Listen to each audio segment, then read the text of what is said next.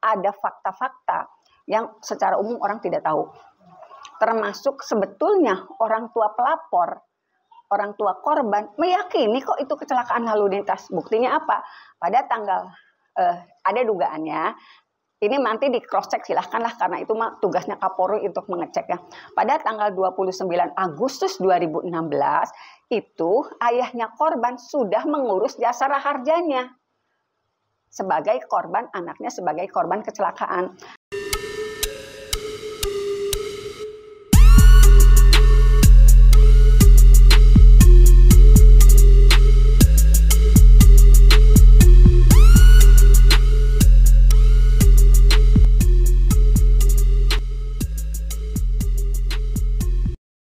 Kan besok rencana persiapan untuk sidang PK-nya Sudirman, bagaimana kira-kira persiapan untuk sidang PK itu?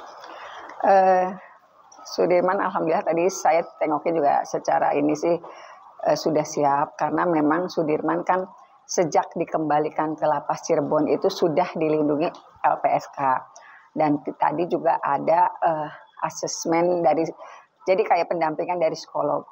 Nah tadi tuh ditanya kalau pertanyaan begini, Sudirman harus mengingat-ingat dulu, harus ini tidak usah langsung menjawab.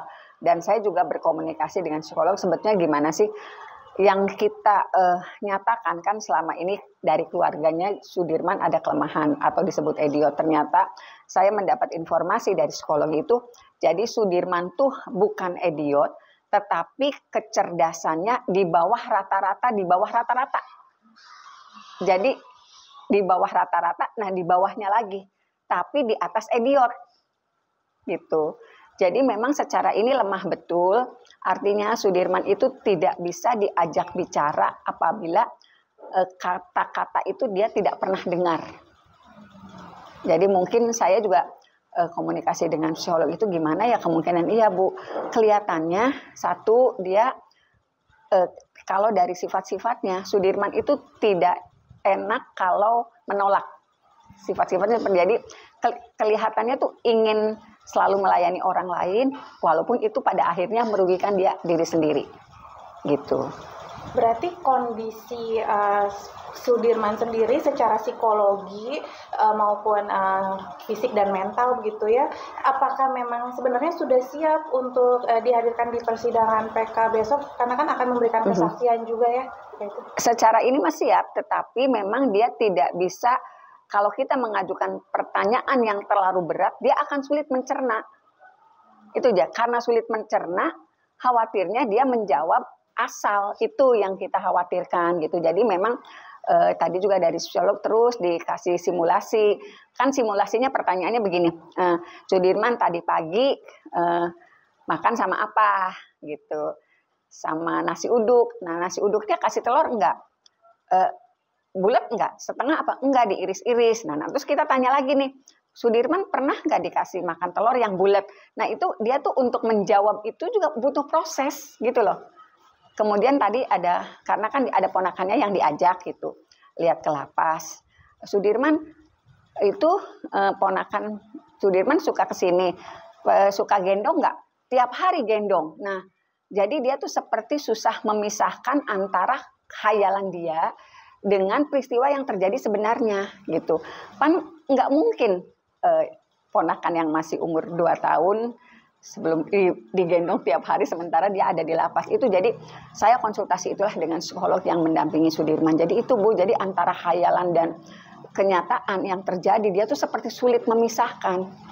Gitu, itulah sebabnya mungkin ya mohon maaf karena selama ini juga dia dalam tekanan yang luar biasa, kemudian ketika Peggy tertangkap juga masukkan ke dia luar biasa, seolah-olah dia pelakunya, dia ikut memukul. Jadi kadang-kadang kita susah memisahkan antara kenyataan yang dia alami dengan kondisi yang dimasukkan dari orang-orang tertentu gitu loh. Saya nggak ngerti bahasa itunya apa gitu, cuman memang ada pemahaman seperti itu, dan kita terus-menerus psikolog juga melakukan pendampingan, tetapi tidak pada perkara ini, jadi pada peristiwa sehari-hari lah ininya.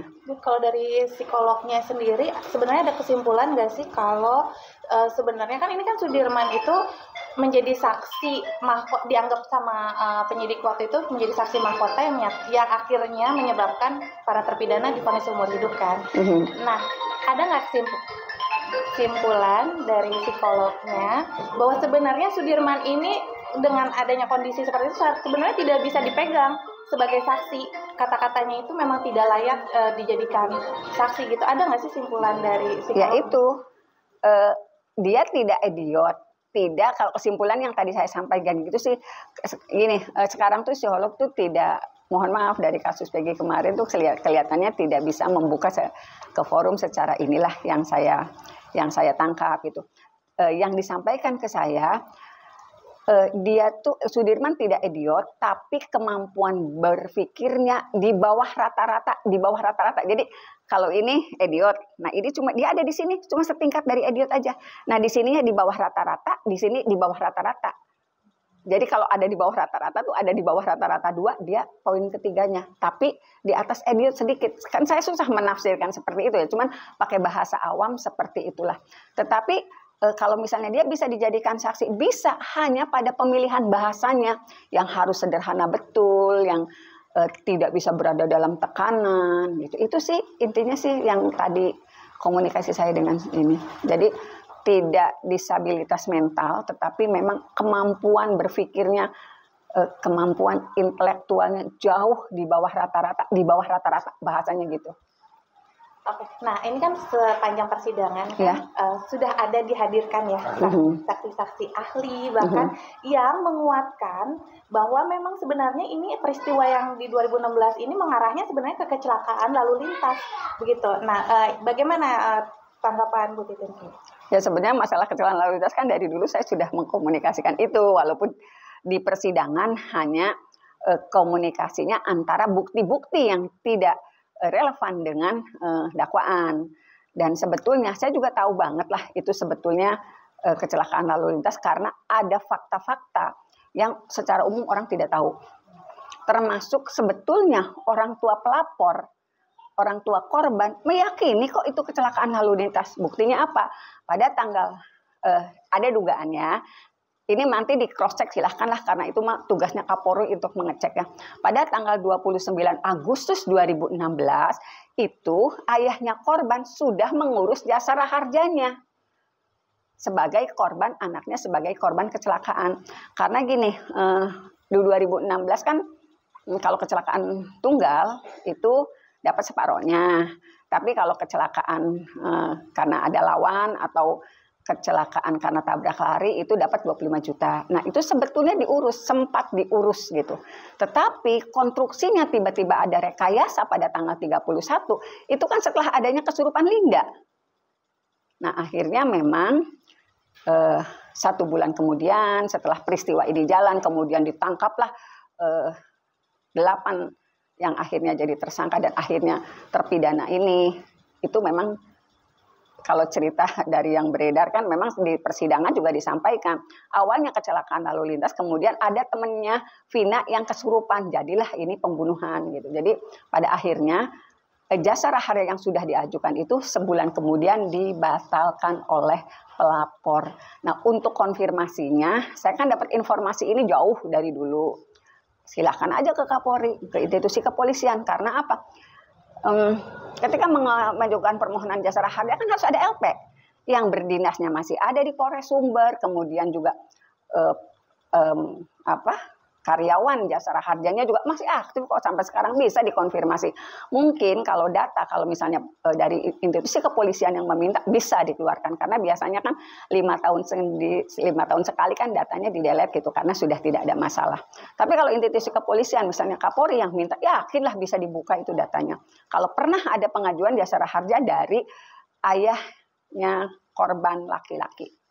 Bisa dikonfirmasikan kepastian siapa yang dimaksud yang mengajukan jasa harja ini agar lebih jelas dan apakah bisa dibuktikan bahwa memang sudah terjadi pengajuan, apakah mungkin ada bukti-bukti transaksi yang bisa menjadi barang bukti begitu? Yang bisa gini, kalau kita kan masyarakat biasa, apalagi saya hanya pengacara gitu. Kalau konfirmasi mengenai pernahkah orang tua korban laki-laki yang mengalami kecelakaan itu pernah mengajukan jasara harja, ada anggota yang bisa dikonfirmasi, betul nggak ada permohonan pengajuan jasara harja? Ada karyawan yang masih jasara harja yang menerima berkas itu, berkas penuh itu ada. Silakan, cuman mungkin untuk orang awam agak sulit ya membuktikannya. Jadi ini diperlukan instruksi Kapolri untuk mencari kebenaran mengenai informasi ini. Karena sebetulnya ini informasinya betul. Hanya kan kalau kita orang umum nggak bisa nyari gitu. Silakan Bapak Kapolri atau tim sus Kapolrinya lah. Karena kelihatannya sih sudah terkonfirmasi kalau menurut saya gitu. Nggak mungkin lah informasi sebesar ini nggak sampai ke Kapolri, nggak mungkin. Berarti bisa disimpulkan bahwa pada saat kejadian sebenarnya orang tua dari korban laki-laki ini berarti yang dimaksud adalah Bapak Rudiana, betul ya? Yeah. Bahwa Rudiana sudah meyakini bahwa anaknya meninggal kecelakaan sehingga akhirnya mengajukan jasara harja ini. Betul seperti itu kesimpulannya? Betul seperti itu kesimpulannya. Jadi kalau pada akhirnya berubah menjadi pembunuhan dan pemerkosaan dan mengakibatkan 8 terpidana, yaitu karena adanya kesurupan. Boleh disebutkan bahwa kesimpulannya seperti apa, Bu? Seperti yang tadi itu, bahwa memang kesimpulannya adalah berarti? Ya, kesimpulannya ya seperti yang disampaikan di persidangan PK lah. Penelusuran, bahwa investigasi ayah korban meyakini kecelakaan karena pernah mengajukan permohonan jasara harja.